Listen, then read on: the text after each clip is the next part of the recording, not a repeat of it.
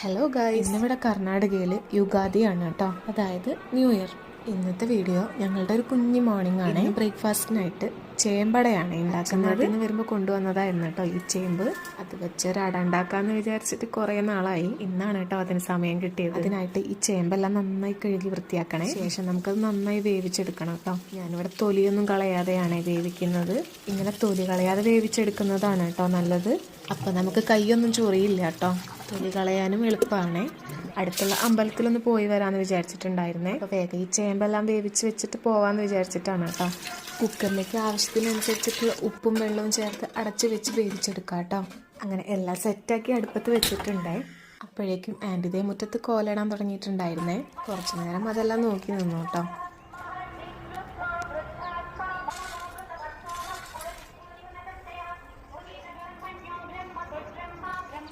പാറക്കുട്ടി അമ്പലത്തിൽ പോകാൻ റെഡിയായി വന്നിട്ടുണ്ട് കേട്ടോ. വീഡിയോ എടുക്കുന്നത് കണ്ടിട്ടുള്ള കളിയാണ് കേട്ടോ ഇത്.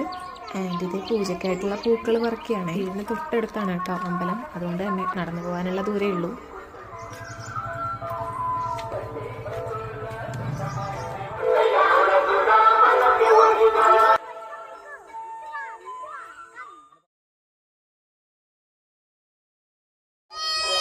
കുഞ്ഞുവാവി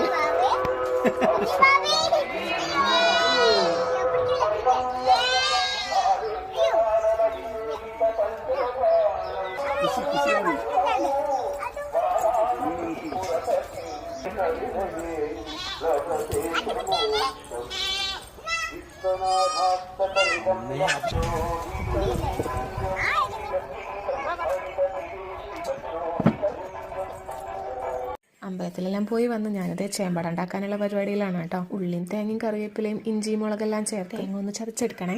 നമ്മൾ വേവിച്ച് വെച്ചിട്ടുള്ള ചേമ്പുണ്ടല്ലോ, തൊലിയെല്ലാം കളഞ്ഞ് ഇതുപോലെ ചതച്ചെടുക്കണം കേട്ടോ. അതിലേക്ക് നമ്മൾ ചതച്ച് മാറ്റി വെച്ചിട്ടുള്ള തേങ്ങയെല്ലാം ചേർത്ത് കൊടുത്ത് നന്നായിട്ട് കുഴച്ചെടുക്കണേ. പത്തിരിക്കെല്ലാം കുഴയ്ക്കുന്ന ഒരു പരുവത്തിൽ വേണം കേട്ടോ കുഴച്ചെടുക്കാൻ. അങ്ങനെ നന്നായി കുഴച്ചെടുത്തതിന് ശേഷം നമുക്ക് പത്തിരിയെല്ലാം ചുട്ടെടുക്കുന്ന പോലെ ചുട്ടെടുക്കാം കേട്ടോ. ഞാനിവിടെ പത്തിരി പ്രസ് യൂസ് ചെയ്തിട്ടാണ് കേട്ടോ പരത്തിയെടുക്കുന്നത്. ശേഷം ഒരു പാൻ അടുപ്പത്ത് വെച്ച് കുറച്ച് വെളിച്ചെണ്ണ ഒഴിച്ച് നമുക്ക് പത്തിരിയെല്ലാം ചുട്ടെടുക്കുന്ന പോലെ ചുട്ടെടുക്കാം കേട്ടോ. ഞാനിത് ആദ്യമായിട്ടാണ് ഉണ്ടാക്കുന്നത്. ചുടാനായിട്ട് കുറച്ച് പ്രയാസം ഉണ്ടായിരുന്നേ.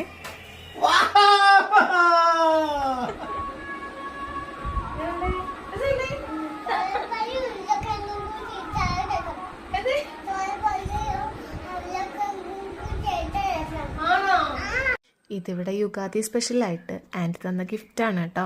ഫ്രൂട്ട്സും പലഹാരങ്ങളൊക്കെയാണ്. അപ്പൊ ഇത്രയൊക്കെയാണ് കേട്ടോ ഇന്നത്തെ ഒരു മോർണിംഗ്. വീഡിയോ ഇഷ്ടമായിട്ടുണ്ടെങ്കിൽ സപ്പോർട്ട് ചെയ്യണേ.